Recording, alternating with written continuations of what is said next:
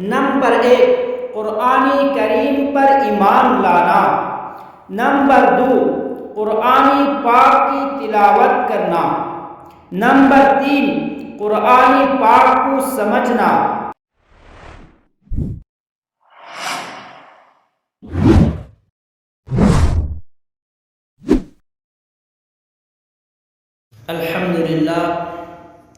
الحمدللہ وکفا وسلام علی عباده الذین اصطفى، اما بعد فاعوذ باللہ من الشیطان الرجیم، بسم اللہ الرحمن الرحیم، ان هذا القرآن يهدي للتي هي اقوم، وقال النبي صلى الله عليه وسلم خيركم من تعلم القرآن وعلمه، صدق الله العظيم وصدق رسوله النبي الكريم، ونحن على ذلك لمن الشاهدين والشاكرين، والحمد لله رب العالمين۔ محترم ناظرین، السلام علیکم ورحمۃ اللہ وبرکاتہ۔ امید کرتا ہوں سب عافیت سے ہوں گے۔ آج گفتگو کے لیے جس عنوان کو انتخاب کیا گیا وہ ہے مسلمانوں پر قرآن کے حقوق۔ قرآن مجید وہ کتاب ہے جو کسی تعارف کے محتاج نہیں۔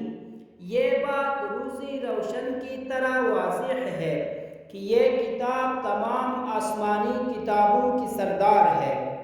جس طرح اس کا مرتبہ بلند و بالا ہے، اسی طرح کلام اللہ یعنی قرآن کریم کے کچھ حقوق بھی ہیں جس کا ادا کرنا لازم ہے۔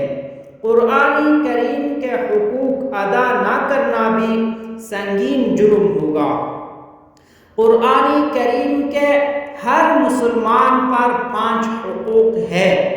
نمبر 1 قرآن کریم پر ایمان لانا، نمبر 2 قرآن پاک کی تلاوت کرنا، نمبر 3 قرآن پاک کو سمجھنا، نمبر 4 قرآن مجید پر عمل کرنا، نمبر 5 قرآن پاک کی تعلیمات کو دوسروں تک پہنچانا۔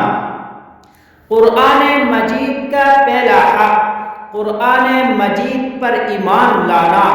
قرآن مجید کا پہلا حق یہ ہے کہ اس پر ایمان لایا جائے کہ یہ اللہ تعالیٰ کی آسمانی کتاب ہے۔ انبیاء علیہ السلام میں سے سب سے آخری نبی محمد مصطفیٰ احمد مجتبی صلی اللہ علیہ وسلم پر نازل ہوا۔ اس میں کسی شک و شبہ کی گنجائش نہیں۔ قرآن کریم کے متعلق یہ عقیدہ اور ایمان تقریباً ہر مسلمان کے دل میں موجود ہے۔ ایمان کے 2 پہلو ہیں، ایک اقرار باللسان اور دوسرا تصدیق بالقلب۔ اقراری لسانی دائرہ اسلام میں داخلے کی شرط لازم ہے اور تصدیقی قلبی حقیقی ایمان کا لازمہ ہے۔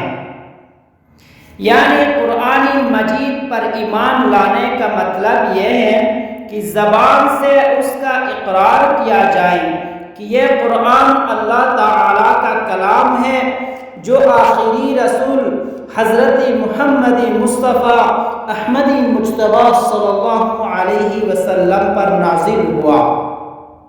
اس اقرار سے انسان دائرہ اسلام میں داخل ہو جاتا ہے، لیکن حقیقی ایمان اسے اس وقت نصیب ہوتا ہے جب ان تمام امور پر ایک پختہ یقین اس کے قلب میں پیدا ہو جائے۔ پھر ظاہر ہے کہ جب یہ صورت پیدا ہو جائے گی تو خود بخود قرآن کی عظمت کا نقش قلب پر قائم ہو جائے گا، اور جو قرآن پر ایمان بڑھتا جائے گا تعظیم و احترام میں بھی اضافہ ہوتا چلا جائے گا۔ گویا ایمان و تعظیم لازم و ملزوم ہے۔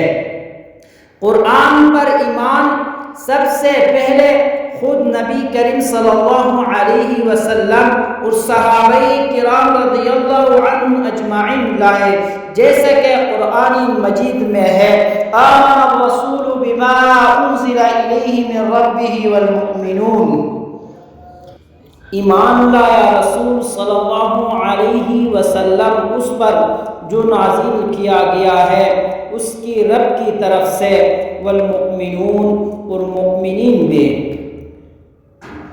اللہ تعالیٰ سے دعا ہے کہ ہم سب کو قرآن کے حقوق ادا کرنے کی توفیق عطا فرمائے۔ وآخر دعوانا ان الحمد للہ رب العالمین۔